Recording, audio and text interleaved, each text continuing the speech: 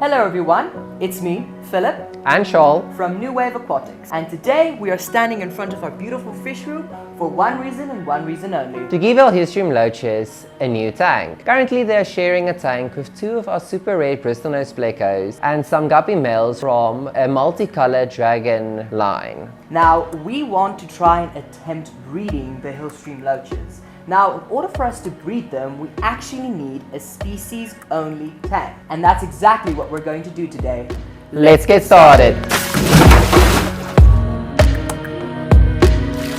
Okay, so for the aquarium, we decided to reuse an old 60-liter tank from a previous scape that can work perfect for the new aquarium. So before that we jump into setting up the actual aquarium, we need to think of one fact and one thing that's very important: weight distribution.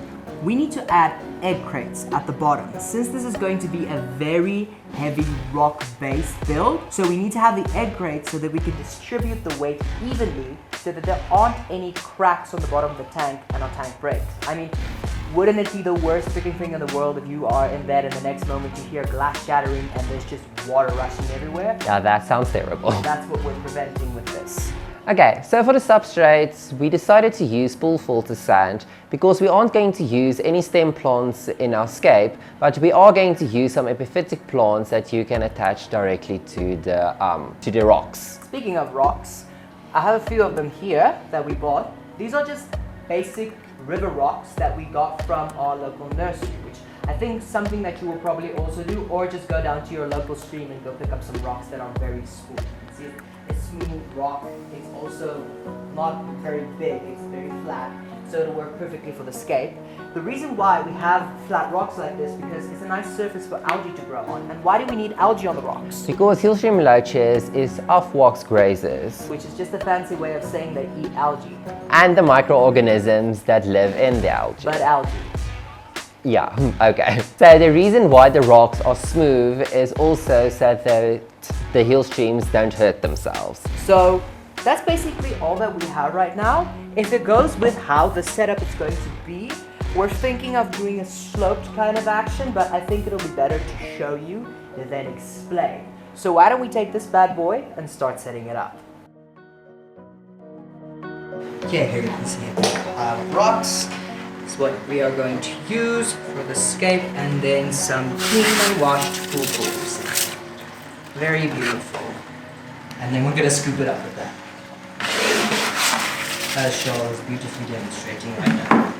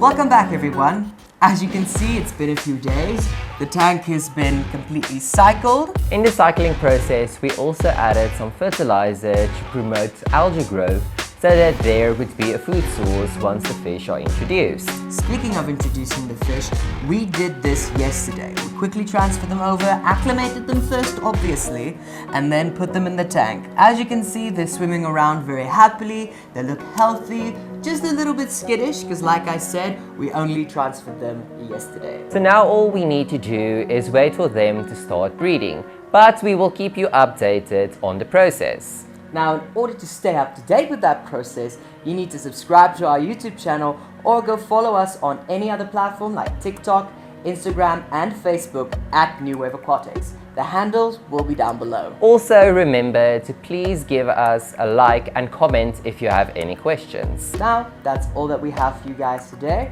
We'll see you on the next wave. Bye-bye. Bye-bye.